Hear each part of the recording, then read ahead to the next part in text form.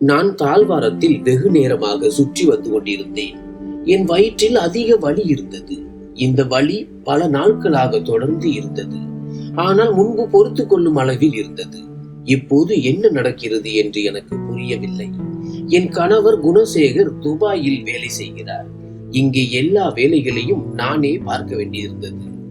வெளியேயும் நான் தனியாகத்தான் செல்ல வேண்டியிருந்தது. இந்த விஷயம்தான் எனக்கு இன்னும் அதிக கஷ்டத்தை கொடுத்தது. கூடவே யாராவது இருந்தால் நன்றாக இருக்குமே என்று நினைத்தேன். ஆனால் என் வீடு வேறொரு நகரத்திலும் தாய் வீடு வேறொரு நகரத்திலும் இருந்தது. என் கணவர் இந்த வீட்டை மிகவும் ஆசையாக கட்டினார். இங்கே அமைதியான சூழலில் நிம்மதியாக இருப்பேன் என்று நினைத்தார். ஆனால் அவரோ துபாய் சென்று விட்டார். என்னை இங்கே தனியாக விட்டு விட்டார்.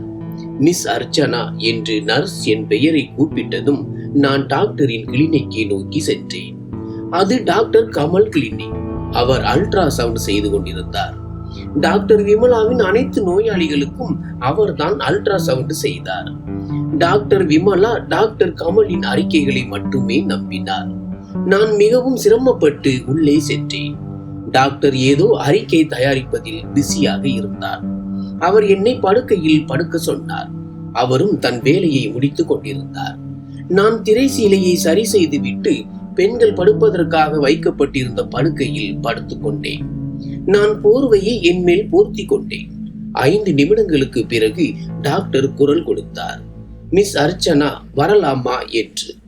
அவர் மிகவும் வித்தியாசமான தொனியில் திரைசீலைக்கு பின்னால் இருந்து கேட்டார். வாருங்கள் டாக்டர் என்று நான் மெதுவாக பதிலளித்தேன்.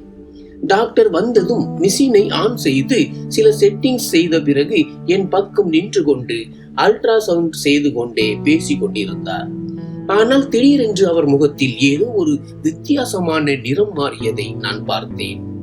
இப்போது அவர் என் கேள்விகளுக்கு ஆம் ஊம் என்று மட்டுமே பதிலளித்துக் கொண்டிருந்தார். அவர் முகத்தில் இருந்த அந்த விசித்திரமான அசைவுகளை பார்த்து நான் மிகவும் பயந்து விட்டேன். என்ன ஆயிற்று என்று பதற்றத்துடன் கேட்டேன். அதற்கு அவர் வெகு நேரம் அமைதியாக இருந்துவிட்டு, நீங்கள் ஒரு வேலை செய்யுங்கள், நாளை என் சொந்த கிளினிக்கிற்கு வாருங்கள் என்றார். அது இங்கேயே பக்கத்தில் தான் இருக்கிறது. இந்த இடத்திற்கு நான் டாக்டர் விமலா சொன்னதால் தான் வருகிறேன்.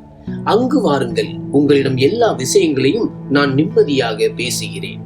இப்போது நீங்கள் வீட்டிற்கு போங்கள் என்று கூறிவிட்டு டாக்டர் அறிக்கைகள் தயாரிக்க ஆரம்பித்தார். என்னை ஒரு முறை கூர்ந்து பார்த்துவிட்டு முகத்தை திருப்பிக் கொண்டார். ஆனால் டாக்டர், எனக்கு ரொம்ப வலிக்கிறது, நான் எவ்வளவு நாள் பொறுத்துக் கொள்வது என்று கொஞ்சம் கோபமாக கேட்டேன். அதற்கு அவர், டாக்டர் விமலாவிடம் சொல்லி இருக்கிறேன், அவர்கள் இன்று உங்களுக்கு மருந்து கொடுப்பார், இப்பொழுது நீங்கள் போகலாம் என்றார்.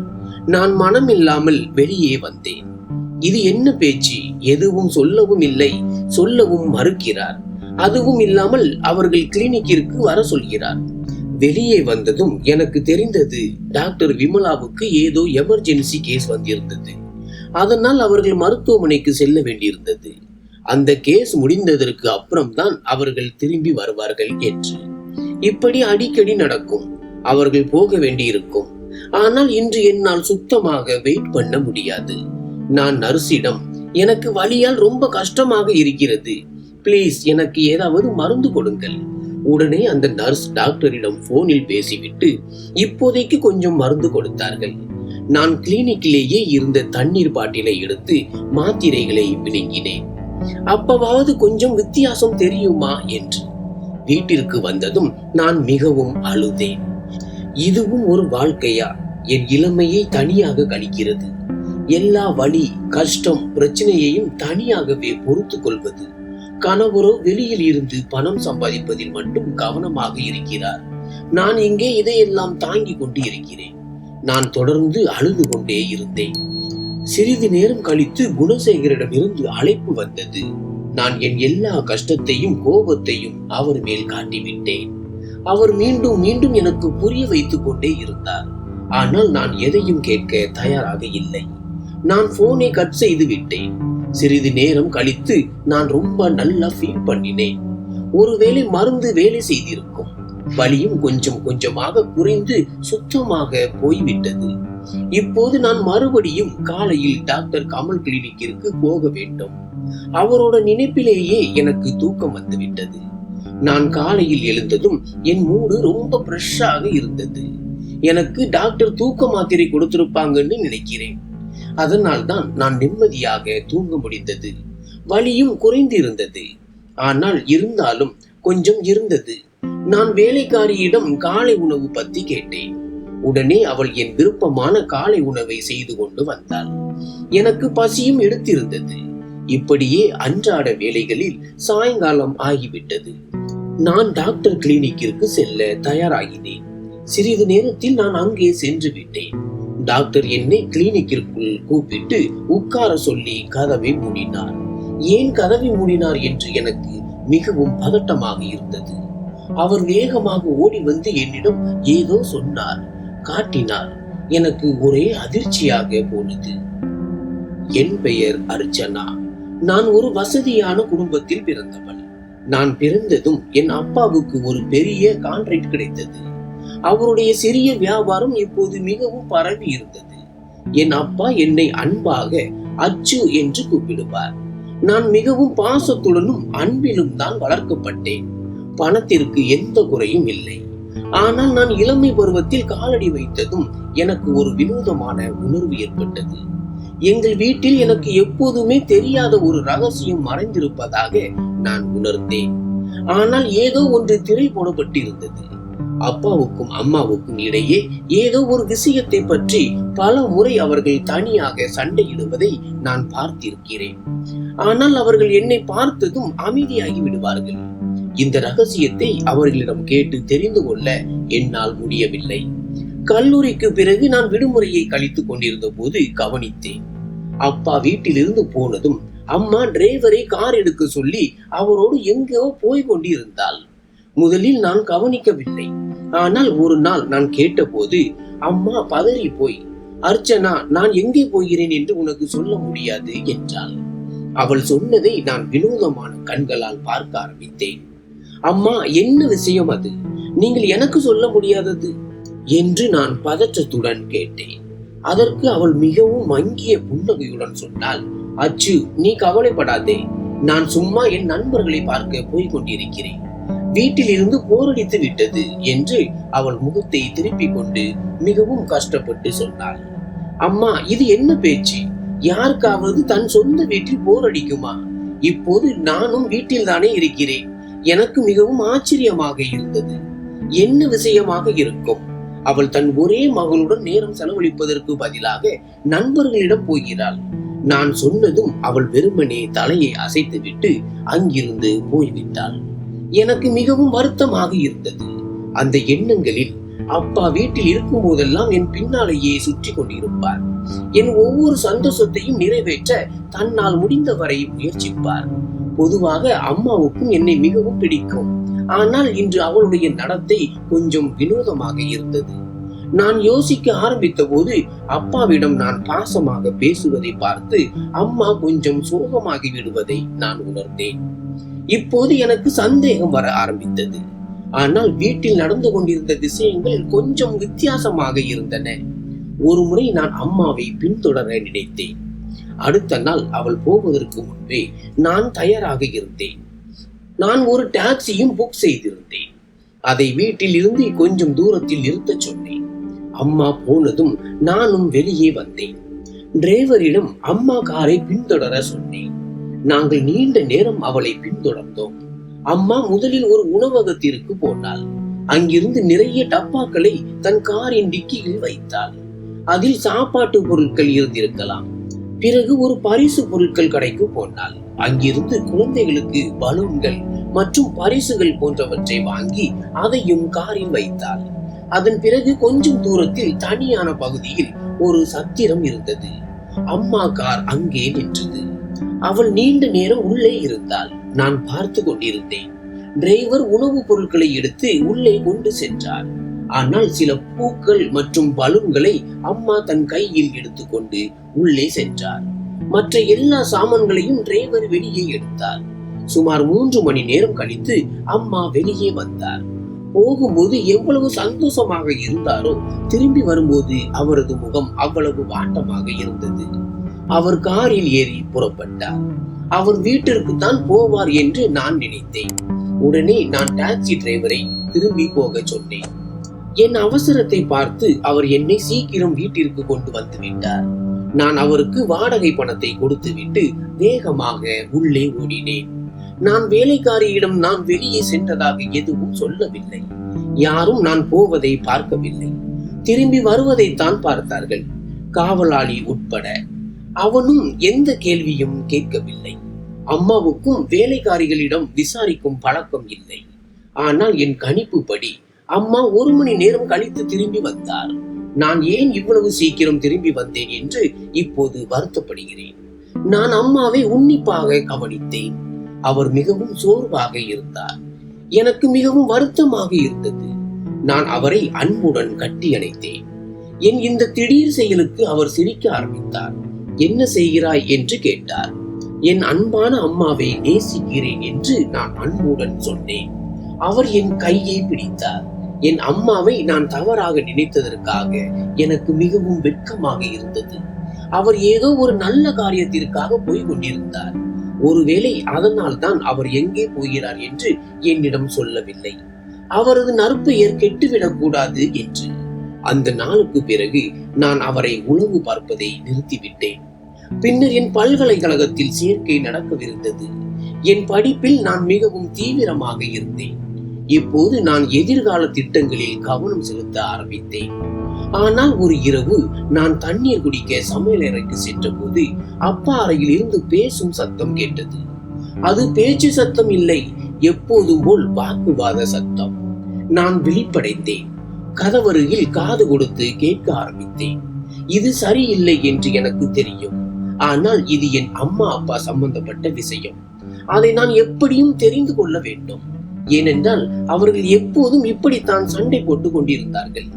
அவர்களை எது நிம்மதியாக இருக்க விடவில்லை என்று எனக்கு தெரிய வேண்டும். அவர்கள் பேசுவது எனக்கு கேட்டது. கதவும் லேசாக திறந்திருந்தது. அவர்கள் இருவரும் எனக்கு தெரிந்தார்கள். அப்பாவிடம் அம்மா கெஞ்சி கொண்டிருப்பதை நான் பார்த்தேன். அப்பா தொடர்ந்து இல்லை என்று தலையை ஆட்டிக் கொண்டிருந்தார். இல்லை ரஞ்சிதம், இது சாத்தியமில்லை. நான் உன்னிடம் எத்தனை முறை சொல்லியிருக்கிறேன், இனி இந்த விவாகரத்தை நிறுத்து. அவர் திடீரென்று கோபம் அடைந்தார். அம்மா அழ ஆரம்பித்தார். ஏன் இதையெல்லாம் பண்றீங்க? இந்த வீட்டில் எனக்கு எந்த உரிமையும் இல்லையா? அம்மாவும் கத்த ஆரம்பித்தாள். என்னால் பொறுக்க முடியவில்லை. நான் யோசிக்காமல் உள்ளே சென்றேன். என்னை பார்த்ததும் அவர்கள் இருவரின் முகமும் மாறிவிட்டது. அம்மா வேகமாக திரும்பி கண்ணீரை துடைத்துவிட்டு குளியலறைக்கு செல்ல ஆரம்பித்தார். அப்பா என் பக்கம் வர ஆரம்பித்தார். அச்சு, நீ இங்க இந்த நேரத்துல என்ன பண்ற என்று கேட்டார். அப்பா மிகவும் பதட்டமாக இருந்தார். என் அருகில் வந்து என்னை சோபாவில் உட்கார வைத்தார். இங்கே என்ன நடக்குது அப்பா? நீங்களும் அம்மாவும் ஏன் இப்படி சண்டை போடுறீங்க? இன்று நான் எல்லாவற்றையும் தெரிஞ்சுக்கணும். ஒன்றும் இல்லை அச்சு, அப்படி எதுவும் இல்லை. உன் அம்மாவுக்கு உடம்பு சரியில்லை, அதனால் தான் டாக்டரிடம் போகலாம்னு சொல்லி கொண்டிருந்தேன். ஆனால் அவள் என் பேச்சை கேட்கவே இல்லை. இப்போது இந்த விஷயத்துல எனக்கு கோபம் வராதா என்று அவர் என்னை சமாதானப்படுத்தினார். அப்பா, ஏன் பொய் சொல்கிறீர்கள் என்று நான் அவர் கையில் என் கையை வைத்தேன். அவர் பார்வையை திருப்பிக் கொண்டார். இன்றைக்கு மட்டும் இல்லை, எத்தனையோ வருடமாக நீங்களும் அம்மாவும் சண்டை போடுவதை நான் பார்த்திருக்கிறேன். அம்மா நாளுக்கு நாள் பலவீனமாகி போகிறதை நான் உணர்ந்திருக்கிறேன். ஏதோ ஒரு விஷயம் அவர்களை அரித்து கொண்டே இருக்கிறது. பிளீஸ், எனக்கு எல்லாவற்றையும் சொல்லுங்கள் என்று நான் அப்பாவிடம் சொன்னேன். ஆனால் அவர் முகம் வாட்டமாக இருந்தது. அதை பார்த்து எனக்கு அழுகை வந்தது. அப்பா, உங்களை இப்படி சோகமாக பார்க்க எனக்கு முடியவில்லை. பிளீஸ், எல்லாவற்றையும் உண்மையாக சொல்லுங்கள் என்று நான் கதறி அழுதேன். அப்பா என்னை தன் மார்பில் அணைத்துக் கொண்டார். அவர் கண்ணீரும் என் தலைமுடியில் விழுவது எனக்கு தெரிந்தது. என் மனது இன்னும் வேதனை அடைந்தது. இன்று நான் என் சிரித்த முகமுடைய அப்பாவையும் அள வைத்து விட்டேன். சிறிது நேரம் கழித்து அம்மாவும் குளியலறையிலிருந்து வெளியே வந்தார். என்னை இன்னும் அங்கேயே உட்கார்ந்திருப்பதை கண்டு அதிர்ச்சி அடைந்தார். எனக்கு சொல்லப்பட்ட விஷயம் எனக்கு பெரிய அதிர்ச்சியாக இருந்தது. இப்படி நடக்கும் என்று நான் கனவிலும் நினைத்ததில்லை. அப்பா சொன்னார், அம்மாவும் அப்பாவும் முறை உறவினர்கள். அவர்கள் இருவரும் தங்கள் விருப்பப்படி திருமணம் செய்து கொண்டார்கள். அவர்கள் இருவரும் ஒருவரை ஒருவர் அடைந்து மிகவும் சந்தோஷமாக இருந்தார்கள். பிறகு திருமணமான 2 வருடங்களுக்கு பிறகு அவர்களுக்கு ஒரு மகன் பிறந்தான். அவன் மிகவும் அழகாகவும் மிகவும் அன்பானவனாகவும் இருந்தான். அவன் என்னை விட 9 வயது மூத்தவன். அவர்கள் அவனுக்கு ரஞ்சித் என்று பெயர் வைத்தார்கள். அவன் பிறந்த போது அப்பா மிக பெரிய விருந்து கூட வைத்தார். அப்பாவின் கால்கள் தரையில் நிற்கவில்லை. அப்பாவும் அம்மாவும் தங்கள் சிறிய உலகத்தில் மிகவும் சந்தோஷமாக இருந்தார்கள், நிம்மதியாகவும் இருந்தார்கள். ஒரு நாள் ரஞ்சித்தின் உடல்நிலை திடீரென்று மோசமாகிவிட்டது.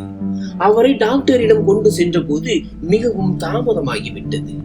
அவருக்கு பக்கவாதம் வந்ததாகவும் அதனால் அவருடைய மூளையின் நரம்புகள் பாதிக்கப்பட்டதாகவும் டாக்டர் சொன்னார். இப்போது அவர் மிகவும் பலவீனமாக இருந்தார். விளையாடவும் நடக்கவும் கூட முடியாமல் இருந்தார். அப்பா அவருக்கு நிறைய பரிசோதனைகள் செய்தார். ஆனால் உண்மையான விஷயம் தெரிந்த போது அவர் அதிர்ச்சியில் உறைந்து போனார். நகரத்தின் பெரிய டாக்டர் அவரிடம், உங்கள் குழந்தைக்கு பக்கவாதம் வரவில்லை, இது பிறவிலேயே உள்ள குறைபாடு, இதற்கு சிகிச்சை இல்லை என்று டாக்டர் வருத்தத்துடன் சொன்னார். அப்பா இந்த வார்த்தைகளை கேட்டு உடைந்து விட்டார். ஆனால் டாக்டர், ஏதாவது சிகிச்சை இருக்காதா? நான் எல்லாமே செய்ய தயாராக இருக்கிறேன் என்றார். டாக்டர் சொன்னார், நீங்கள் இப்போது 2வது குழந்தை பெற்றுக்கொள்ள முயற்சி செய்யாமல் இருப்பது நல்லது. ஏனென்றால் நீங்கள் சொன்னது போல உங்கள் இருவரின் பெற்றோர்களும் உறவுமுறை திருமணம் செய்தவர்கள். அதனால் இது நடந்திருக்கலாம். உறவுமுறை திருமணம் 3 தலைமுறைகள் வரை தொடர்ந்தால் பல சிக்கல்கள் வரக்கூடும். சிலருக்கு குழந்தை பிறக்காது, அல்லது பிறந்தாலும் நீண்ட நாள் உயிர் வாழாது, அல்லது மனநல குறைபாடு அல்லது வேறு ஏதாவது நோய் வரும். துரதிர்ஷ்டவசமாக உங்களுக்கும் அதுதான் நடந்துள்ளது. டாக்டர் சொன்ன இந்த வார்த்தைகளை கேட்டு அம்மாவும் அப்பாவும் முற்றிலும் உடைந்து விட்டார்கள். அம்மா முற்றிலும் உருகுலைந்து விட்டார். நாள் முழுவதும் குழந்தையுடனேயே இருந்தார். அவருக்கு எந்த உணர்வும் இல்லை. அவருடைய ஆடைகள் பல நாட்கள் அழுக்காகவே இருக்கும். ஆனால் அதை பற்றியும் அவருக்கு கவலை இல்லை. ரஞ்சித் 6 வயதாக இருந்தபோது திடீரென்று அம்மாவின் உடல்நிலை மோசமாக இருந்தது. பிறகு அவர் மீண்டும் கர்ப்பமாக இருப்பது தெரிந்தது. அப்பா மிகவும் கவலைப்பட்டார். அந்த கருவை கலைக்க நினைத்தார். ஆனால் அம்மாவின் உயிருக்கு ஆபத்து இருந்தது. அதனால் நான் இந்த உலகத்திற்கு வந்தேன், அதுவும் முற்றிலும் ஆரோக்கியமாக. அவர்கள் இருவரின் மனதிலும் இருந்த பயம் தானாகவே மறைந்து விட்டது. என்னை பெற்றவுடன் அவர்களுக்கு ஒரு புதிய வாழ்க்கை கிடைத்த மாதிரி இருந்தது. ஆனால் அம்மா இன்னும் ரஞ்சித்துக்காக கவலைப்பட்டு கொண்டிருந்தார். அதற்கு அப்பா ஒரு வழியை கண்டுபிடித்தார். அவனை ஒரு தங்குமிடத்திற்கு அனுப்பிவிட்டார். அப்பா அங்கு நிறைய வேலைக்காரர்களையும் தேவையான எல்லா வசதிகளையும் செய்திருந்தார். மேலும் தன்னுடைய நம்பிக்கைக்குரிய வேலைக்காரன் ஒருவனையும் அவனை கவனித்துக் கொள்ள நியமித்திருந்தார். ஆனால் அம்மா இந்த விஷயத்தில் சம்மதிக்கவில்லை. அவருடைய இதயம் இரத்த கண்ணீர் வடித்தது. அப்பா ரஞ்சித்தை வலுக்கட்டாயமாக அங்கு அனுப்பினார். அதனால் எந்த கெட்ட விஷயமும் என்னை பாதிக்க கூடாது என்பதற்காக. இப்போது இத்தனை வருடங்களுக்கு பிறகு அம்மா தினமும் தன்னுடைய பாசத்தின் காரணமாக என்னுடைய சகோதரனை பார்க்க போவார். அவன் சக்கர நாற்காலியில் அமர்ந்திருப்பதை பார்த்து சந்தோஷப்படுவாள். அம்மா நீண்ட நேரம் அவன் அருகில் உட்கார்ந்து தன் கையால் அவனுக்கு உணவு ஊட்டுவார். ஆனால் அப்பா இன்னும் அவனை வீட்டிற்கு அழைத்து வர சம்மதிக்கவில்லை. ஒருவேளை அது என் மனதை பாதிக்கலாம் என்று நினைத்தாரோ என்னவோ. இந்த விஷயம் எனக்கு தெரியக்கூடாது என்று அவர்கள் நினைத்தார்கள். ஆனால் இன்று நான் அந்த ரகசியத்தை அறிந்து கொண்டேன். ஏன் என் அம்மா என்னுடன் இருந்தும் என் அருகில் இல்லை என்றும், அப்பா ஏன் இவ்வளவு கண்டிப்பானவராக இருக்கிறார்கள் என்றும், ஏன் தன் மகனை தன்னிடமிருந்து விலக்கி வைக்கிறார்கள் என்றும், ஏன் அவனை பார்க்க கூட போவதில்லை என்றும் எனக்கு புரிந்தது. தன்னுடைய மகனின் இந்த நிலையை பார்க்க அவருக்கு மனம் இல்லை. ஒருவேளை அவன் இப்போது இளைஞனாகி விட்டான். அவனுக்கு தாடி மீசை கூட வளர்ந்திருந்தது. அம்மா தான் அவனுக்கு சேவ் செய்து விடுவார். என் சகோதரனுக்கு எதுவும் தெரியாது. இதை கேட்டதும் எனக்கு எவ்வளவு வேதனை இருந்ததென்று எனக்கு தான் தெரியும். நான் அப்பாவிடம் கெஞ்சினேன், நாளைக்கே நம் அண்ணனை இங்கே அழைத்து வருவோம். இவ்வளவு நடந்தும் அவன் ஏன் யாரோ ஒருவரின் தயவில் வாழ வேண்டும்? நான் யோசித்து யோசித்து அழுது கொண்டிருந்தேன். என் பிடிவாதத்தின் காரணமாக அடுத்த நாளே அப்பா அண்ணனை வீட்டிற்கு அழைத்து வந்தார். அம்மாவின் முகத்தில் சந்தோஷம் பொங்கியதை நான் பார்த்தேன். இறுதியாக இத்தனை வருடங்களுக்கு பிறகு அவள் தன் இதய துடிப்பை நெஞ்சோடு அணைத்தாள். இப்போது நாங்கள் இருவரும், அம்மாவும் நானும், அண்ணனை நன்றாக கவனித்துக் கொண்டோம். என் எண்ணங்களிலும் நிறைய மாற்றங்கள் வந்து கொண்டிருந்தன. அவர் பைத்தியக்காரர் இல்லை என்று நான் பார்த்தேன். அவருடைய மூளை கொஞ்சம் குழந்தைத்தனமாக இருந்தது, அவ்வளவுதான். அவர் தன்னை ஒரு சிறிய குழந்தையாக நினைத்து கொண்டார். அவர் பேசவும் செய்தார். ஆனால் சில சமயங்களில் அவர் பேசும் விஷயங்கள் பெரியவர்களையே வெட்கப்பட வைக்கும். இப்போது அப்பாவும் சந்தோஷமாக இருந்தார். எனக்கும் ரஞ்சித்துக்கும் நல்ல நட்பு ஏற்பட்டது. தினமும் நல்ல நல்ல உணவுப் பொருட்களை எடுத்து சென்றால் அவன் மிகவும் சந்தோஷப்படுவான். இப்படியே நாட்கள் நகர்ந்தன. எனக்கு என் உறவினர் ஒருவரின் சம்பந்தம் வந்தது. ஆனால் அப்பா முதல் வேளையாக அதை மறுத்துவிட்டார். விரைவில் என் திருமணம் குணசேகர் கூட நடந்தது. அவரை பார்த்து நான் மிகவும் சந்தோஷமாக இருந்தேன். குணசேகர் ஒவ்வொரு மாதமும் வந்து போய் கொண்டிருந்தார். இந்த முறை அவர் போய் 5 மாதங்கள் ஆகிவிட்டன. எனக்கு உடல்நிலை சரியில்லாமல் இருந்தது. ஆனால் இன்று டாக்டர் என்னிடம் சொன்னதை கேட்டு எனக்கு அதிர்ச்சியாக இருந்தது. நான் கர்ப்பமாக இருப்பதாக டாக்டர் சொன்னார். ஆனால் என் வயிற்றில் இருக்கும் குழந்தை ஒருவேளை மன ரீதியாக சரியாக இருக்காது. 4 வருடங்களுக்கு பிறகு எனக்கு இந்த நல்ல செய்தி கிடைத்தது. அதோடு இந்த பயங்கர உண்மையும். கடவுளே, இது எல்லாம் என்ன? என் தலையை சுற்றியது. டாக்டர் மிகவும் கஷ்டப்பட்டு என்னை சமாளித்தார். ஆனால் டாக்டர் கமல், எனக்கு எதுவும் தெரியாதே. நான் 5 மாத கர்ப்பிணி. என் கண்ணீரை துடைத்துக் கொண்டே சொன்னேன், தைரியமாக இருங்கள் மேடம், சில சமயங்களில் இப்படி நடக்கும். இது உங்களுக்கு முதல் குழந்தை இல்லையா? அதனால் உங்களுக்கு அதிக அனுபவம் இல்லை. ஆனால் நீங்கள் கவலைப்பட வேண்டாம், இதற்கான தீர்வு என்னிடம் இருக்கிறது. அவர் எனக்கு ஆறுதல் சொல்லிக் கொண்டிருந்தார். என்ன தீர்வு என்று நான் திடுக்கிட்டு பார்த்தேன். இதற்காகத்தான் உங்களை இங்கே வரவழைத்தேன். இந்த கருவை கலைத்து விடலாம் என்று அவர் சொன்னார். உடனே நான் திடுக்கிட்டேன். டாக்டர், நீங்கள் என்ன செய்து கொண்டிருக்கிறீர்கள்? இந்த பாவத்தை நான் ஒருபோதும் செய்ய மாட்டேன். நான் அவரிடம் நிறைய விஷயங்களை சொன்னேன். அவர், நான் உங்கள் நன்மைக்காகத்தான் சொல்கிறேன் என்று சொல்லிக் கொண்டிருந்த போதும் நான் அங்கிருந்து வந்துவிட்டேன். நான் வீட்டிற்கு வந்து மிகவும் அழுதேன். நான் குணசேகரிடமும் சொல்ல முடியவில்லை. ஆனால் நான் அம்மாவிடம் சொன்னபோது அவர் மிகவும் கவலைப்பட்டார். யாரிடமும் சொல்ல தேவையில்லை என்றும், இந்த குழந்தையை கலைத்து விடு, இல்லை என்றால் மிகவும் வருத்தப்படுவீர்கள் என்றும் சொன்னார். அம்மாவின் பேச்சை கேட்டு எனக்கு அதிர்ச்சியாக இருந்தது. அம்மா, நீங்கள் எப்படி இதையெல்லாம் என்னிடம் சொல்லலாம் என்று நான் கவலையுடன் கேட்டேன். எந்த அம்மாதான் தன் குழந்தையை அழிக்க நினைப்பார்? அப்போது அவர் திடீரென்று அமைதியாகிவிட்டார். அவருக்கும் தன் கேள்விக்கான பதில் கிடைத்து விட்டது. ஏனென்றால் அவரும் ஒரு தாய், நானும் ஒரு தாய். எப்படி என் குழந்தையை அழிக்க முடியும்? நான் என் கடவுளை நம்பினேன். எல்லாவற்றையும் அவர் கையில் விட்டுவிட்டேன். அந்த பிரார்த்தனை எப்போதும் என் உதட்டில் இருந்து வந்தது. இப்போது இன்னும் அதிகமாக பிரார்த்தித்துக் கொண்டிருந்தேன். என் குணசேகரிடமும் எல்லாவற்றையும் சொல்லிவிட்டேன். அவரும் அமைதியாகிவிட்டார். நான் டாக்டரிடம் போவதை நிறுத்திவிட்டேன். அல்ட்ரா சவுண்ட் கூட எடுக்கவில்லை. எனக்கு என் கடவுள் மீது மட்டுமே நம்பிக்கை இருந்தது. எல்லோரும் என்னை வித்தியாசமான கண்களால் பார்த்தார்கள். ஆனால் 9 மாதங்களுக்கு பிறகு நான் ஆரோக்கியமான குழந்தையை பெற்றெடுத்த போது டாக்டரே ஆச்சரியப்பட்டார். என் நம்பிக்கை வென்றது. என் குழந்தை முற்றிலும் நலமாக இருந்தது.